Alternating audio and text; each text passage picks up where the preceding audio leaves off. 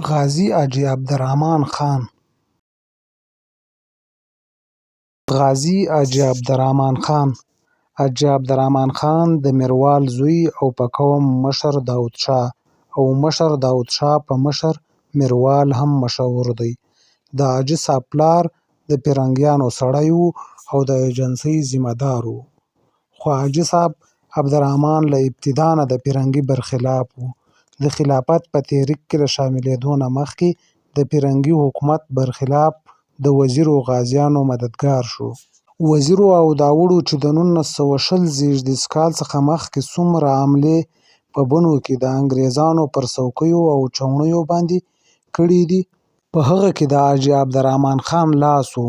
د پیرنګي حکومت چې د حاجي صاحب له پټو او مخالفو کارنامو څخه خبر شو، نو د پلار ټول امتیازات یې واپس ترې واخیستل. غازي عبدالرحمن خان څو ځلې د خلافت، هجرت او د کانګریس د ضلعي صدر په توګه پاتې شوی دی. نوموړی چې افغانستان ته هجرت وکړ، خپل ټول جایداد یې د خاورو په بیه خرڅ کړ. دا پښتون نومیالی د پښتنو د ازادۍ په هر تحریک کې جیل ته تللی دی. په 1944 زېږدیز کال زندان ته واستول شو او تر زکندنه د انګریزانو په جیل کې و.